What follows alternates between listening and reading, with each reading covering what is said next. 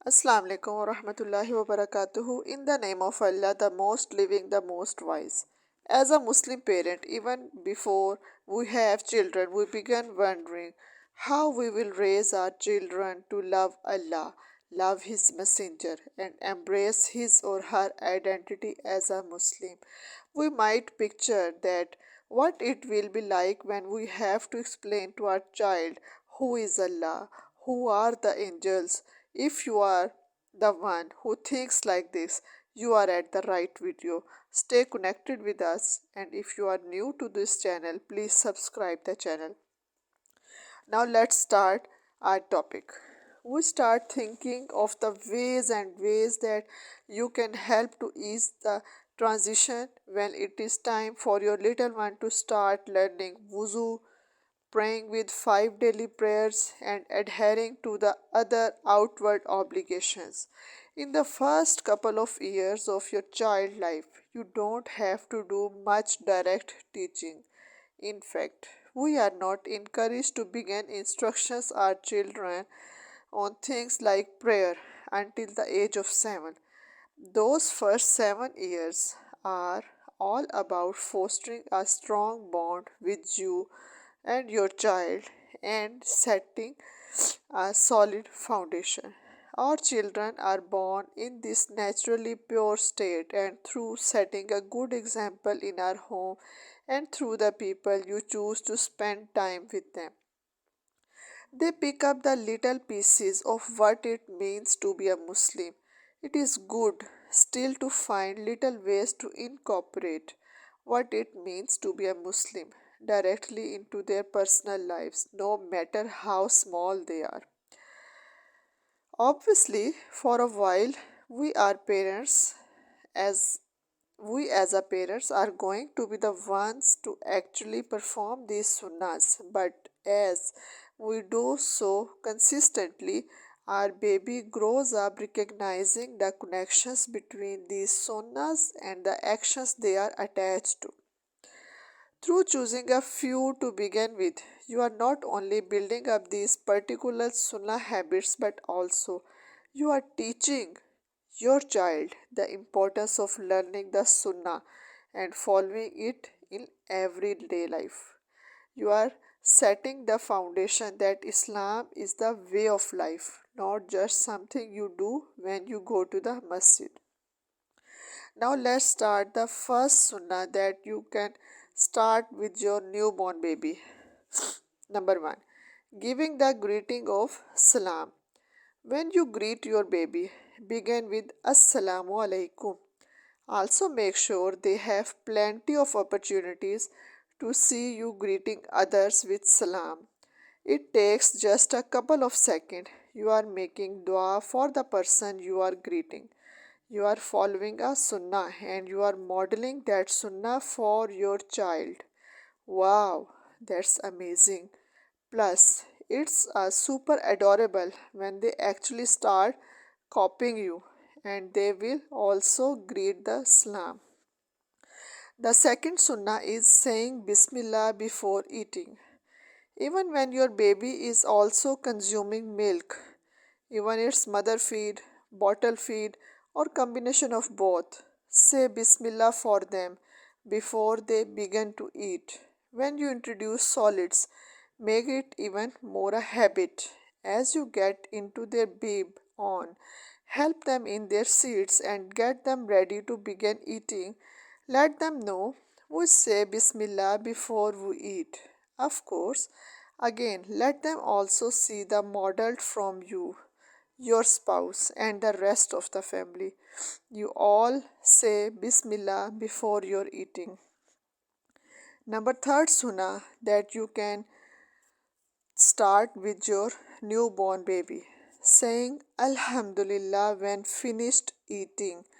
I think the idea of saying bismillah is pretty common. Everyone used to it. But we sometimes forget about saying alhamdulillah after we are finished. Take the extra 3 seconds and encourage your child and yourself to thank Allah when you are done eating.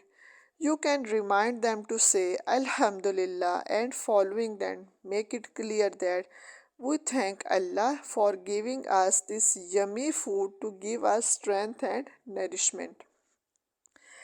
Begin with the right side when getting dressed.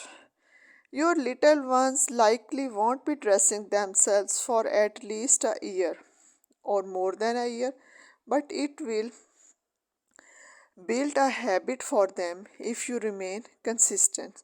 When you are putting their clothes on them, begin with the bismillah and always do the right limb first.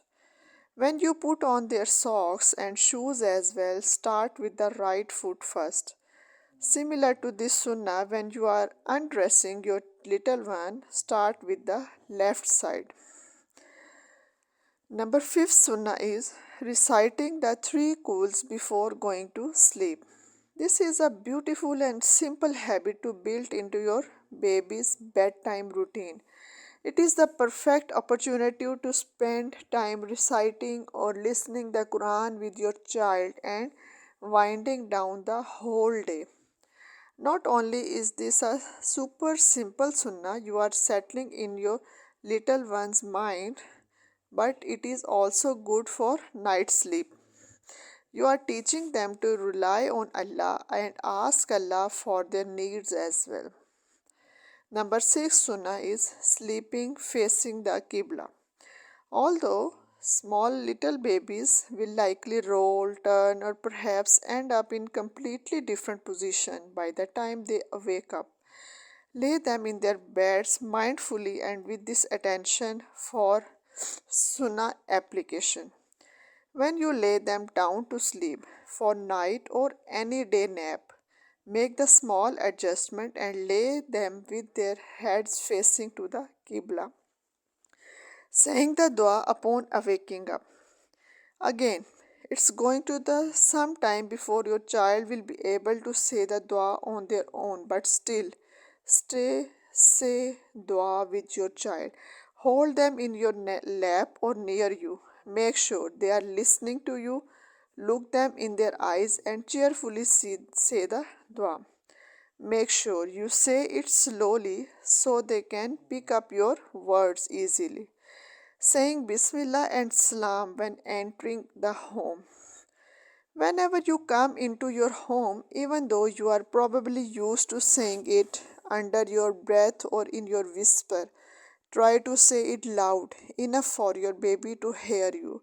Say bismillah whenever you come back inside and greet the angels in your home. Eventually, when your child is a bit older, this will be a great opportunity to talk about the angels. Number 9 sunnah is smile and be kind with one to another. This is the super general, but as we all know, it is a sunnah to smile at one another and to use kind words and to be generous. The overall idea of this least one is to be mindful of our interactions with our baby and with other people in general. Be an example of a joyful, smiling face. Be an example of kind and caring. Interact with your child with the knowledge that they are blessing and a gift from the Allah. A beautiful thing to keep in mind is that when we make the effort to implement even just one or two of these sunnahs into our lives and into the lives of our baby, the reward will just adds up. You get reward for following these sunnahs. You will get rewarded for teaching your child these sunnahs. And as your child grows up, you get reward every time when they are implementing one of these things that you have taught them and they are in their unconscious. Small baby have unconscious memory and they will recall them when they will be bigger one. Inshallah, this will be a sadka jariya for you. So please share this information with others, your family members, your friends, so that you will also have a sadka jariya for yourself. And stay tuned with us for more Islamic stuff. Assalamu alaikum wa rahmatullahi wa barakatuhu.